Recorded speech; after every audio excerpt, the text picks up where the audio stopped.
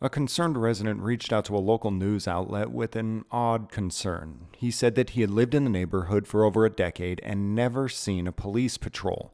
But over the last 6 weeks, a sheriff's deputy had driven by his house every single Thursday evening between 12 a.m. and 1 a.m., often stopping in front of his house. The news agency told the homeowner that they're not interested and that he should just be grateful that police are finally patrolling the neighborhood and deterring crime. But after the behavior continued for another 4 weeks with the same cop driving by at the same time every Thursday, the owner of the news agency agreed to sit in the man's driveway on Thursday between midnight and 1 a.m. so that he could follow the cop and find out who he is and what he's doing. Now, as petty as this investigation may seem in the beginning, it's important to remember that at the other end of New York, just 6 months prior to this, a notorious serial killer linked to bodies that were found all the way back to 1993 was just caught. It's important to note that many of the pieces of that puzzle were put together not by police, but by concerned family members, neighbors, and local reporters that continued to follow leads that police refused to follow. So on week 11, Dan with Auditing Erie County waits in the resident's driveway with his dash cam on, and sure enough, the patrol comes by again between midnight and 1 a.m.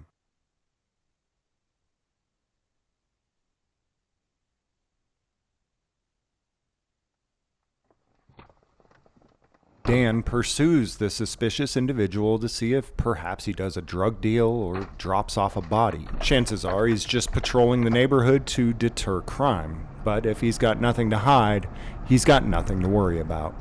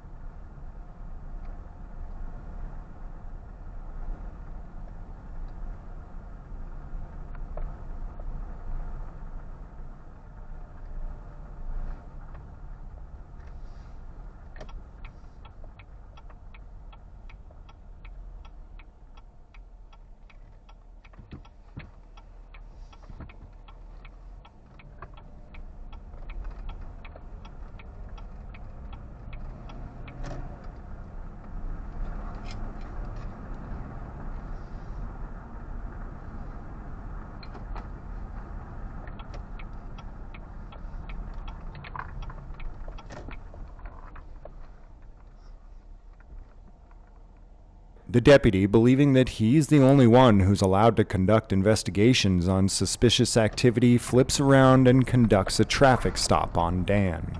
Little did the deputy know this is exactly what Dan needed so that he could get the deputy's identity and further his investigation later. While a cop can follow you around all day and all night, Dan knew that if he tried to do the same thing to a cop, the cop's ego would not allow it. This deputy actually thinks he has Dan detained, when in reality, Dan just tricked this cop into a detention of his own in order to further his investigation about exactly who has been snooping through the neighborhood.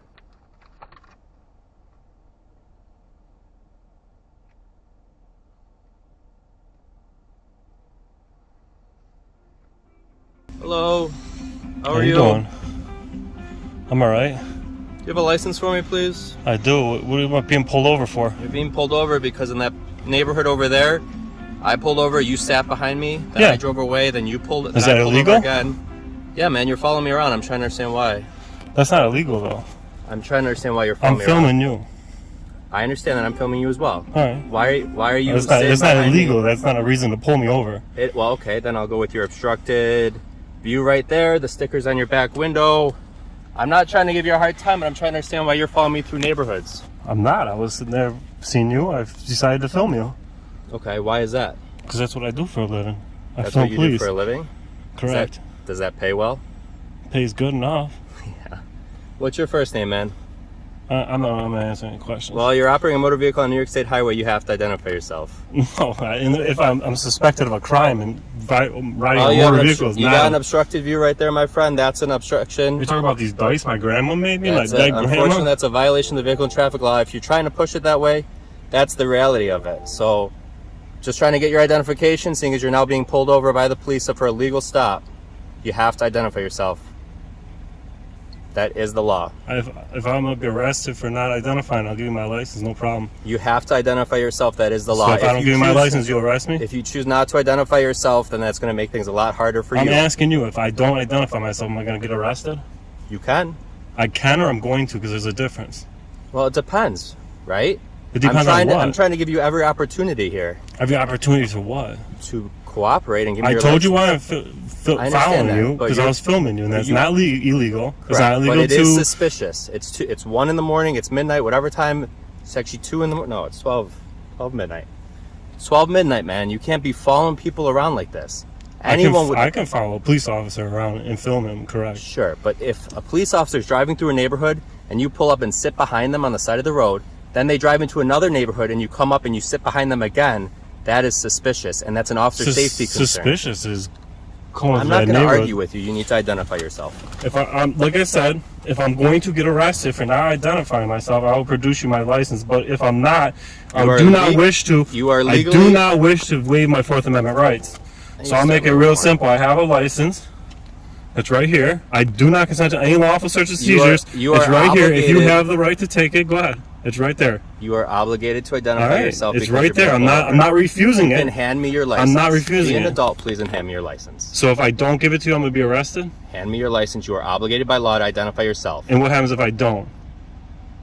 Joe, don't go this route. Joe? Yes. Why are you calling me Joe? Because your name is Joe. Is it? Your Bluetooth connection says Joe. Your name is Joe. And I'm going to guess That's it's Joe Palmieri, calling me. correct? That's Joe calling me. Hand me your license, please. It's right here. I'm not refusing to give it to Hand me you. your license, please. I do not wish to give my Fourth I'm not Amendment going to rights. touch your wallet. I'm asking you to hand me your license. You have to identify yourself. You're driving a motor It's vehicle. as simple as this. I don't wish to waive my Fourth Amendment rights, and I'm not giving you my license. Not But your Fourth Amendment rights. You're operating a vehicle in New York State. You're obligated to hand your license. if I am suspected of a traffic violation, You are. Obstructed view right there. Your stickers on the sticker back. on of your the back. Those are all violations There's of vehicle not and traffic law. behind my seat. Those are all. I'm just telling you the facts, man. I'm not trying to argue with you. I'm just telling you the facts. Those are the facts. You're being It's pulled right over. here. It's right here. Take it if you can. But I'm not giving it up on my own. Is your license valid? Of course it is. Okay. This doesn't have to be as hard as you're making it. This is a very simple procedure here. You're being pulled over. There's a couple Is violations. there a reason you of gotta vehicle shine and this traffic light law. in my eyes? Yes, because you're shining your phone right in my face. I'm shining a phone in your face? Correct. Is it bright? And I'm doing it for my officer safety so I can see inside Officer your car. I'm not safety gonna- to blind I'm not my gonna sit here camera? and argue with you. It's not worth my time. It's really not worth your time. Okay? But I am trying to understand why you're sitting behind police cars on the side of the road. It is an Because officer I'm safety filming you. thing. I told you. How would you feel if someone was doing that to you? If someone was sitting behind you on the side of the road looking If I at was you? a public servant, it's a constitutionally protected activity to do so. Okay. All right. Hang tight for a second, please.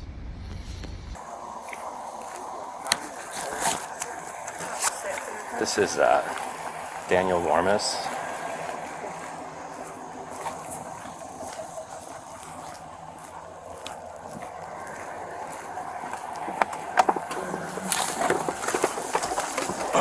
Oh, sorry. What's that? He's one of those auditors that they were warning us about. This guy's got a camera in my face auditing my whole stop. I went through Stone Ridge over there.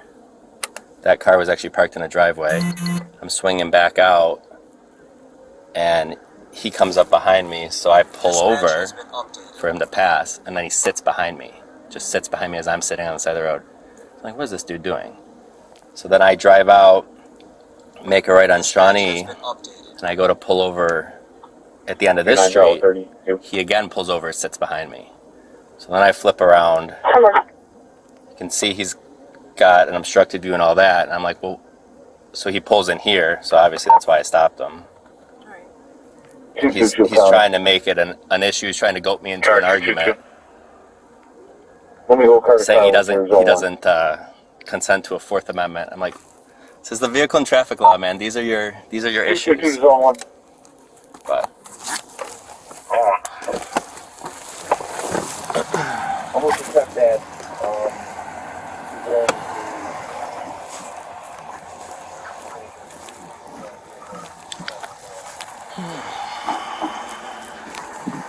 all right, Daniel, I'm just going to explain this to you very quickly, okay? Over in Stone Ridge, obviously we're checking neighborhoods, trying to make sure everyone's safe, everyone's home is safe, nothing bad's going on.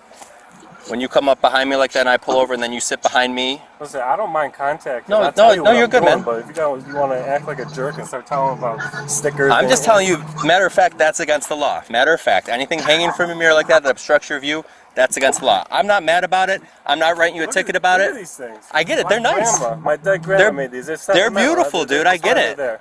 And I'm all for it. But I'm telling you that's why you're being pulled over. It's a violation against the law, okay? I'm not mad at you for having them. That's the reason you pulled me over, though. I'm going to tell you the whole. This is what I was trying to tell you before you interrupted me. So let me finish so I can explain it to you, okay? It's very simple. All right? So when I'm checking the neighborhoods, you pull up behind me and you sit behind me at midnight, right? And then I leave. Then I go down Shawnee Road. I again pull over. You again sit behind me, okay? Do my U-turn. I see you. I see your car. I see your issues with your car, your violations. It is what it is. Then you pull into another neighborhood. My concern is this.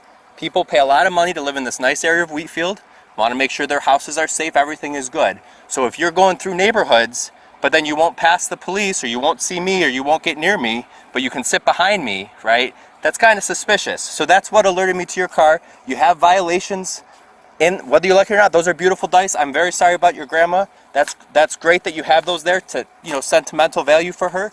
But it is a violation of the vehicle and traffic law. I'm not going to write you a ticket for it because I don't think I need to. But I'm explaining to you why you're legally, lawfully pulled over and why you legally and lawfully have to identify being pulled over like this, okay? So it is what it is. Then why wouldn't you commit to saying, yeah, if you don't give me your ID, you can be arrested? Because I was trying to de-escalate with you and not get into an argument with you. Because I don't... Listen, I obviously, you know who I am now because you ran that, and I'm sure there's a bolo out about who I am and what I do. You I know who you are. About my YouTube channel, and I investigate police. And I didn't lie to you. I do follow police, and I do film police. And let me tell you, like, between me and you, I don't hate police, all right? For you to tell me you got to shine your flashlight in my phone because I'm shining in your face, like, there's no light emitting from my phone except for the reflection coming off your flashlight, right? The reason that I followed you today is because somebody from this neighborhood told me that for some reason a patrol comes through there on the same night, every night, around the same time, and sometimes they drive through the neighborhood without the lights on. That to me is suspicious. Right? You came through there, you patrolled, it looked like you patrolled, looked perfectly fine to me. When I hear that a police is rolling around a neighborhood with no lights on, doesn't that sound suspicious? So let me ask you a question. Why is it, I mean, I appreciate what you're doing, looking out for your friend, right, in the neighborhood, but police officers are always going through these neighborhoods because I don't know if you know this or not, but there's a lot of car break-ins in the town of Wheatfield. I respect and I appreciate that you're patrolling. So maybe... But I'm telling you, I would never have been waiting. I would never have waited to see what the cop's doing if I didn't hear and have video proof evidence of a cop rolling through the neighborhood with the lights off. Why would a cop roll through the neighborhood with the lights off? Maybe there's a suspicious person in the neyborhood they're trying to sneak up on him. If you're patrolling and trying to show presence, maybe someone's stealing a car. Lights on. I mean, not always. That's why I'm concerned. Daniel, but it doesn't always. Because if someone is in that neighborhood, stealing from cars, going through people's cars, and you come in with your headlights, what do you think that person's going to do? They're going to duck behind the car. They're going to duck in between the houses. So do you want to catch the bad guy, or do you? I can appreciate that. I appreciate. So you guys are out doing no your worries, job, and I'm explaining it to you, right? That's why we're checking neighborhoods. We check neighborhoods every single night. So tell your buddy that lives in that neighborhood that he'll probably see a lot of sheriff's cars in the neighborhood, and they'll be checking the neighborhood because we're trying to make sure everybody's safe. That's a very nice neighborhood. This is a very nice neighborhood. We don't want anybody to be a subject to crime if we can prevent it. That's our job. That's what we do, especially on midnight shift. So when you come out behind me, like I just explained to you, and then I pull over to get out of your way, and then you stop behind me and just sit there, that to me is a red flag. That's suspicious to me, right? Let me ask because you this. If I had no dice in my windshield or no stickers on my back window, you wouldn't have been able to pull me over? actually, by law, I still could, because to me, your activity right now is suspicious at this time of night. Suspicious of what? I just explained it to you, right? Suspicious You're in a neighborhood. is You're in a stopping. crime. Can I finish? You're in a neighborhood. You won't pass me, right? That is a type of suspicious activity, because if you were just leaving the neighborhood, wouldn't you have just gone around me and left? Or why are you then pulling into the next neighborhood over? How do I know that you're not going through cars? And I'm not saying that you are, but how do I know? So it is my job and my duty as a police officer to check and make sure that the neighborhoods are safe, the community is safe. Okay? So I appreciate what you're trying to do for your friend, but also I hope you appreciate what I'm trying to do for your friend also, and everyone that lives in that neighborhood and all of the neighborhoods. That's all it is. It's very simple. I told my friend he's crazy. They're just patrolling. But when he tells me and shows me a video of a cop rolling through with no lights on, sitting in front of the houses there, it makes me suspicious. And you can understand that, right? Well, maybe they're working on an investigation. Maybe your friend's neighborhood or neighbor is doing criminal activity, and they're trying to survey it. You don't know. It's possible. But I can tell you what I'm doing is I'm checking the neighborhood, making sure that everyone in that neighborhood is not getting their cars broken into. Next, I'm going to go up to Trails End. I'm going to check that neighborhood, because they get a lot of car larcenies up there too. So you don't have to follow me. Please feel free not to. But that's my plan for the night. And that's what we do when we aren't working on calls. Is it normal to be on the same night every week? This is like your patrol every Thursday? I work Monday through Friday, and I check that neighborhood almost every night. And I check this neighborhood, and I check the other ones. So you let your friend know that it's really not a big deal. Listen, I was just happy to be sitting there on that time because of the last month and a half. At that time, every day on Thursday, there's a patrol rolling through there, and sometimes with the lights off. Sounds suspicious. I don't know. Well, and you know what? And you know what's funny as much as I appreciate police, and I do, there's enough police out there that aren't the most upright police officers that, you know what?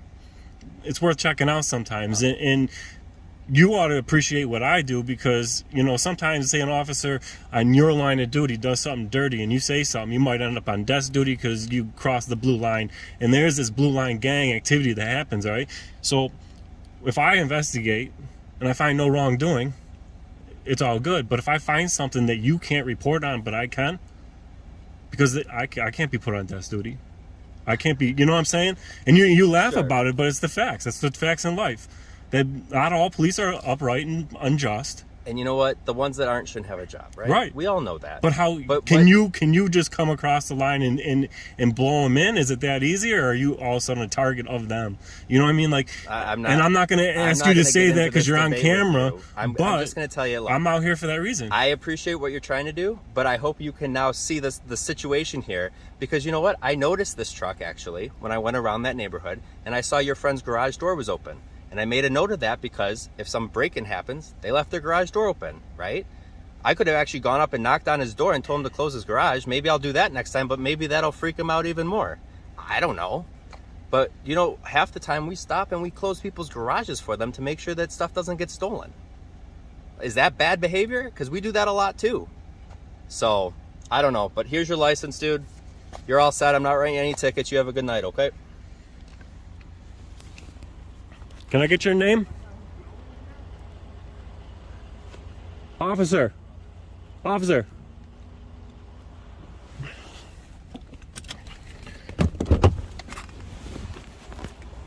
Daniel, get back in your car. Yo, can I ask you a question? I got a question for you. Traffic stop's over. You have to get back in your car. Traffic stop's over.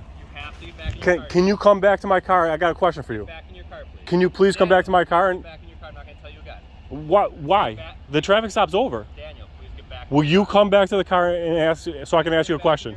Will you come back here so I can ask you a question? Please. This is not a debate. Please get back in your car. Will you come to the car so I can ask you a question? Back in your car. Will you please come back to the car so I can ask you a question?